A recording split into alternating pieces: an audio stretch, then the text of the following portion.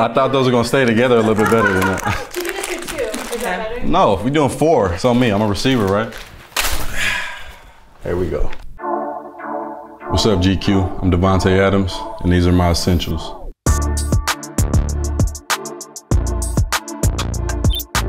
These are one of my prized possessions here.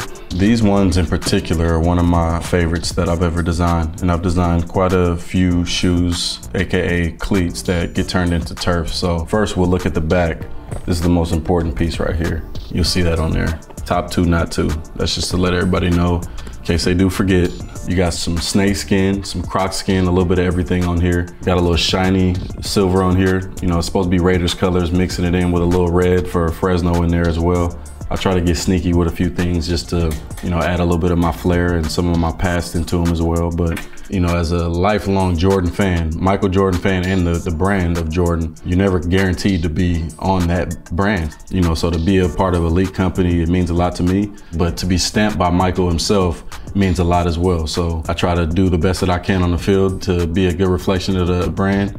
I think I'm the most competitive active athlete. I think Michael Jordan is the most competitive human being who ever lived. Whether he's golfing, he's out there, they're paying up bets, you know, after every hole. To hear that he's still playing 36 holes of golf a day, that's a different level of competitive edge, and I admire that about him and try to put a little bit of that into my secret sauce as well.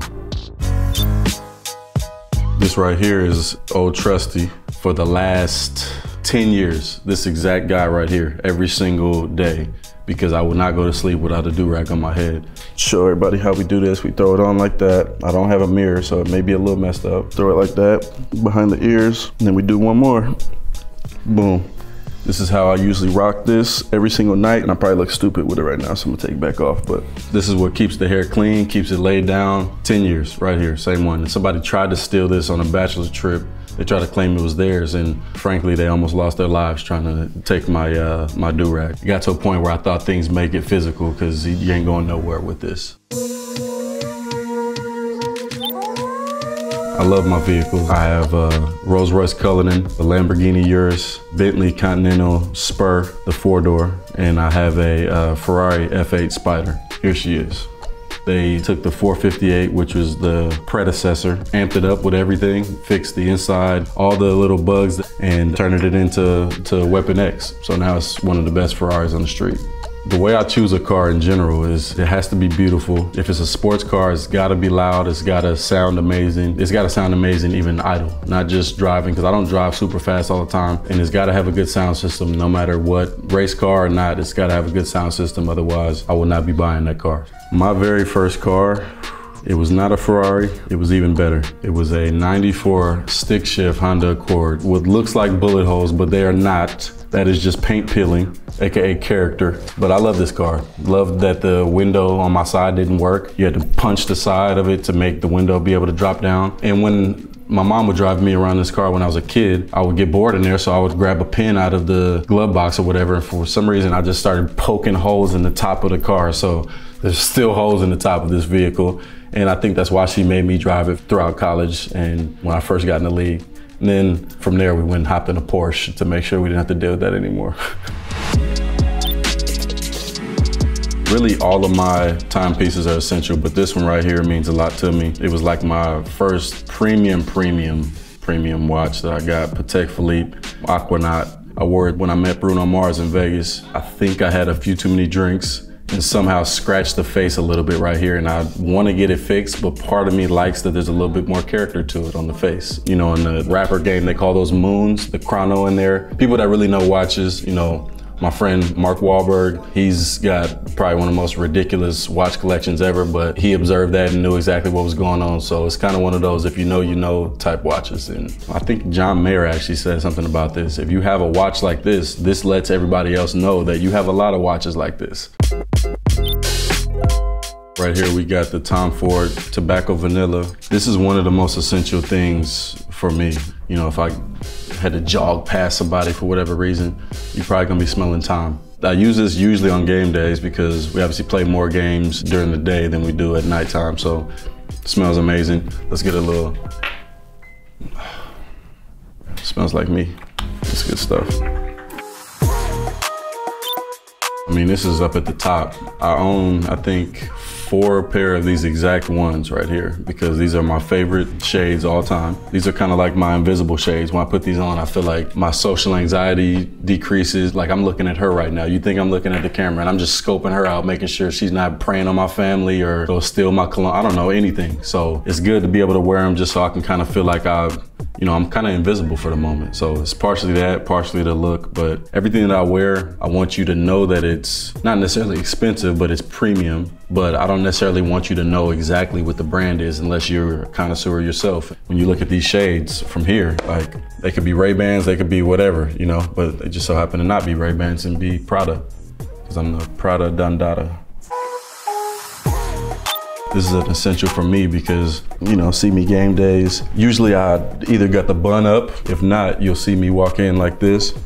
And I've actually noticed that I get recognized more by fans and people on the outside in my hat with my hair down like this. I kind of partially wear my hair like this a little bit because it protects them, and you know, some of this accidentally kind of turned into just my look. They'll come to the signing with fake dreads and then a snapback hat on, so when I see stuff like that, in a way I kind of do it to, you know, show them that I appreciate the fact that they're doing that. So just win, baby.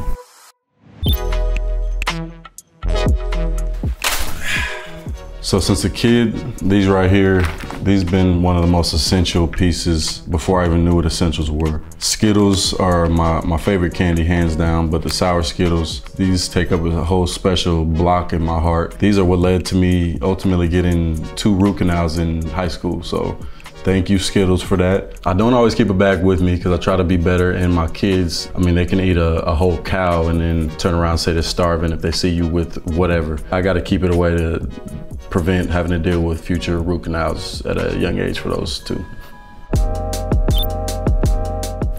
Boom. This is part of my skincare routine. Very essential piece for me. It's my gel wash, AKA face wash. My wife is an esthetician, so she actually put me onto this. And when you see me out there on the TV screen and just absolutely blemishless, it's partially due to the Stone Crop gel wash right here. The smell, it honestly reminds me of my wife because the Stone Crop lotion from Eminence is the one that she uses. So if I'm away, it kind of helps me think about my wife a little bit more. That was a little bit of a joke, but it's true. Indirectly, I think about her. I'm not sitting there crying and like, oh, let me go put my face wash on so I can think about my wife. It kind of happens just by chance, I guess you could say.